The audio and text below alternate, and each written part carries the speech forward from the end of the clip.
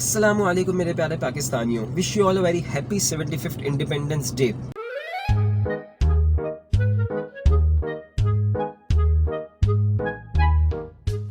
तो बात करते हैं हमारी 14 अगस्त की सेलिब्रेशंस की।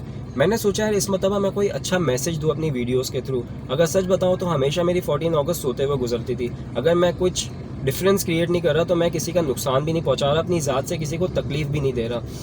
लेकिन इस मरतबा मैंने सोचा मैं कोई अच्छा काम करूँगा। बेशक वो काम मेरा वीडियो बनाने के लिए होगा, किसी को एक अच्छा मैसेज देने के लिए होगा, लेकिन साथ साथ मैंने ये नीयत भी रखी थी कि हो सकता है कि मैं इस मरतबा ये काम कर रहा हूँ तो नेक्स्ट टाइम मुझे वापस से ये काम करने का दिल करे और मेरी ये आदत लग जाए और ये काम मैं करने लग जाऊँ।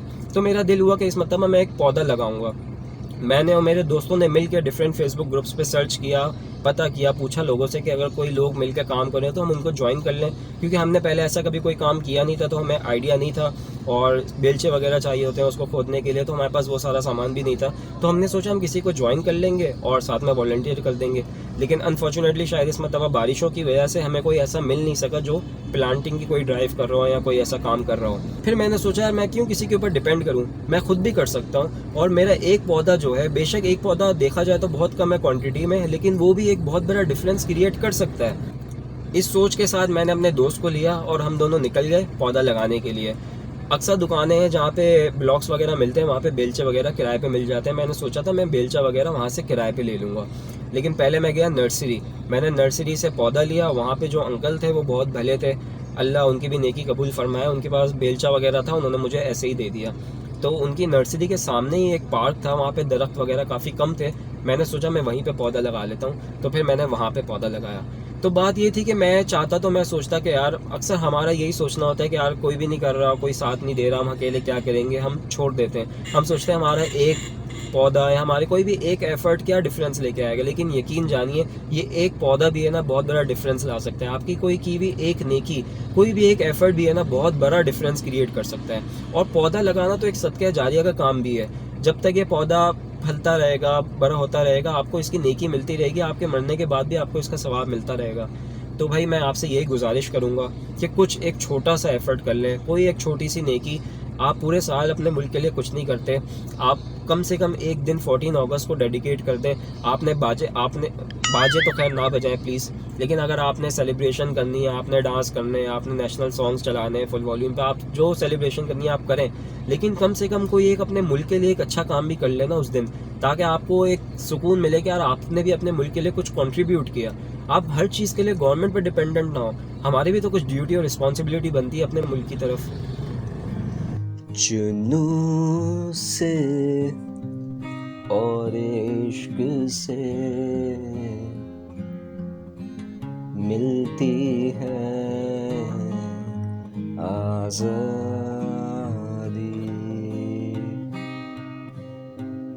तंज़ीम इत्तेहादी माँ कायद का पैगाम।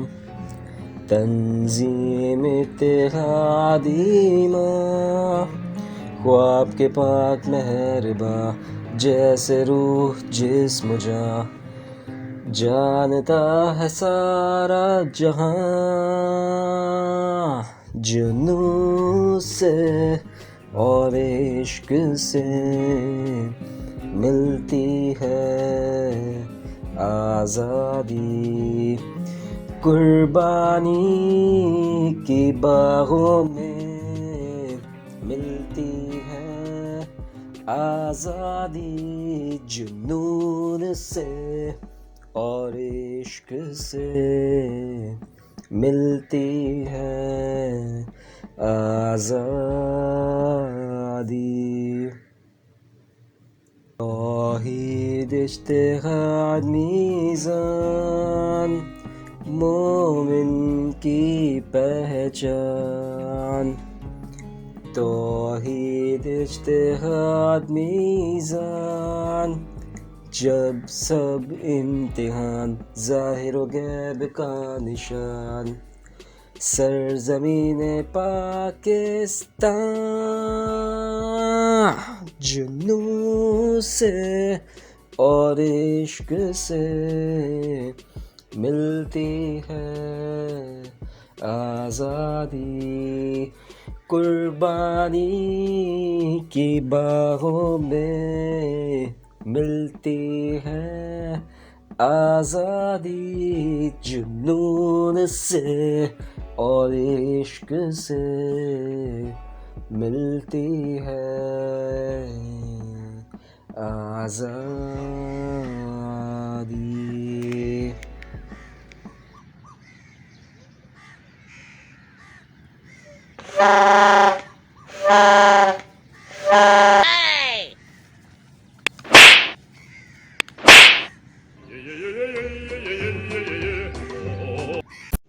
रुको जरा, सबर करो।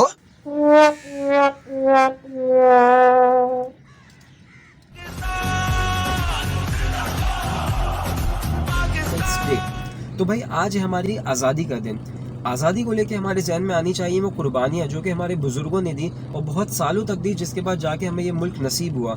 लेकिन आजकल जो हमारा आज़ादी को लेके माइंडसेट बन चुका है वो क्या है कि हाई वॉल्यूम पे हमने नेशनल सॉन्ग्स चला लेने या फिर अपनी गाड़ी या बाइक में एक बड़ा सा झंडा लगा के सीवीयू का चक्कर काट लेना, तो भाई हो गया हमारा इंडिपेंडेंस डे सेलिब्रेट। या फिर अगर किसी के अंदर बहुत ज़्यादा पेट्रियोटिज्म उबल रहा है तो वो रोड पे किसी नेशनल सॉन्ग पे ठुमके लगा लेगा 2-4। तो खैर हम किसी पे तनकीद नहीं करते, हर किसी का अपना तरीका है एंजॉय करने का। लेकिन यार पूरा साल अपने मुल्क के लिए कुछ नहीं करते, कम से कम एक दिन तो कर लो कुछ। अब मैं सफाई या गंदगी पे भाषण दूंगा या किसी भी किस्म के सोशल वर्क करने का आपको कहूंगा तो आपका सामने से जवाब क्या आएगा मैं जानता हूँ कि भाई हम क्यों इस मुल्क के लिए खिदमत करें, हम कौन सा आज़ाद हैं। आज़ाद तो वो ज़रूरतमंद लोग हैं जिनके पास पिस्टल है, जो एक झटके में आके हमारी मेहनत की कमाई हमसे छीन के चले जाते हैं। मैं मानता हूँ इसमें गवर्नमेंट की गलती है, चाहे ये गवर्नमेंट हो चाहे पिछली गुजरी जितनी भी गवर्नमेंट्स हो, उन्होंने ये चोरी करना बहुत आसान कर दिया है। जो चोरी करने वाला है उसको पता है कि अगर मैं पकड़ा भी गया तो मैं कुछ दिन में छूट जाऊंगा। अगर एक बंदे के भी अगर हाथ काट दिए जाते ना तो उसको देख के 100 अफराद जो है ना ये चोरी का इरादा जो है ना ड्रॉप करके वो मेहनत करने को ज़्यादा तरजीह देते हैं। लेकिन कोई पुरसान हाल ही नहीं है, ना कोई सख्ती करने वाला है ना कोई पकड़ने वाला है, बस जो निज़ाम चल रहा है वो चल रहा है। अब बात करते हैं मौजूदा चल रही बारिशों की कि इन बारिशों ने किस तरह हमारे नाजुक और खूबसूरत तरीन रोड्स का नक्शा बिगाड़ दिया है। इन टूटी हुई और पानी से भरी हुई रोड से गुजरते हुए हम रोज़ ऑफिस जाते हैं, और अगर तुम डीएचए के बर्गर हो और मामाज बॉय या डैडीज प्रिंसेस हो और घर से बाहर नहीं निकलते तो तुम बेफिक्र रहो, बारिश का पानी तुम्हारे घर के अंदर तक खुद आएगा। और अगर तुम नाज़माबाद के बन कबाब हो तो तुम रिलैक्स रह सकते हो। मैं मानता हूँ इसमें भी गवर्नमेंट की गलती है, हमारे इसमें फॉल्ट नहीं है, हम तो रोड्स को बनाने से रहे, ठीक है मान लिया। अब बात करते हैं हमारे कुछ मुअज़्ज़िज़ लोगों की। पहले वो लोग जो पान और गुटखा खाते हैं, तो भाई जब तुम अपने बाप का रोड समझ के यहाँ पे अपनी पान की पीक फेंकते हो, दूसरे वो लोग जिनके अंदर कीड़ा है या बीमारी है, डस्टबिन मौजूद होते हुए डस्टबिन से बाहर कचरा डालने की, पार्क्स में चले जाओ वहाँ पे डस्टबिन मौजूद होते हैं लेकिन तब भी पूरे पार्क को उन्होंने अपने कचरे से भरना है। या फिर वो लोग जो समंदर के किनारे पे जाके अपनी गंदी मौजूदगी का सबूत देते हैं, वहाँ पे पूरे हिस्से को अपने कचरों से भर देते हैं। तो भाई बताओ क्या गवर्नमेंट तुम्हें ये करने का कहती है, अपनी मर्जी से करते हो? इसमें भी गवर्नमेंट का कसूर है। अब बात करते हैं उन अजीम माँ बाप की जिनका बेटा जब अपने घर में आगे से बाल गोल्डन करवा के दाखिल होता है तो वो अपने माँ बाप को बड़ा शहजादा लग रहा होता है। भाई सच पूछे और हमारी नज़र से देखें ना तो शदीद किस्म का मैला लग रहा होता है। खैर नो ऑफेंस टू एनीवन, भाई अपने शहजादे पे नज़र तो रख लो, वो अपनी बाइक का साइलेंसर निकाल के शपाटल लौंडा बन चुका है जो रोड पे विलिया मार के और बाजे बजा बजा की हमारी बजा रहा है। हाँ लगा दो इल्ज़ाम इसका भी गवर्नमेंट के ऊपर। फिर आते हैं वो अजीम किस्म के बेगैरत लोग जो 14 अगस्त की नाइट को यहाँ पे न्यू ईयर नाइट को हवाई फायरिंग करते हैं। भाई हर साल की 14 अगस्त की या न्यू ईयर नाइट की तुम न्यूज़ उठा के देख लो, तुम्हें पता चल जाएगा तुम्हारे थोड़ी देर के चस्के की वजह से कितने लोग बेचारे ज़ख्मी होते हैं, कितने लोग बेचारे इंतकाल कर जाते हैं। इसमें भी गवर्नमेंट का कसूर है। तो भाई मेहरबानी करके इस मुल्क के लिए कुछ अच्छा कर लो, पूरे साल नहीं करते कम से कम एक दिन तो कर लो, कुछ थोड़ी सी सफाई कर लो। मैं जानता हूँ अगर मैं आपको कचरा डस्टबिन में डालने का कहूँगा तो आपका पहला सवाल होगा कि भाई डस्टबिन कहाँ है, हमें ये तो बता दो। हमें बचपन से सिखाया जाता है कि कचरा डस्टबिन में डालना चाहिए, लेकिन हमारे मोस्टली एरियाज़ में डस्टबिन ही नहीं है। मौजूद है तो कचरा कुंडी, जहाँ पे लोग दूर से कचरा फेंकते हुए चले जाते हैं, जो भरती रहती है। कंप्लेन करो महीनों बाद जाके वो कचरा उठता है, जब तक वो आसपास के रहने वालों में बीमारियां कर चुका होता है।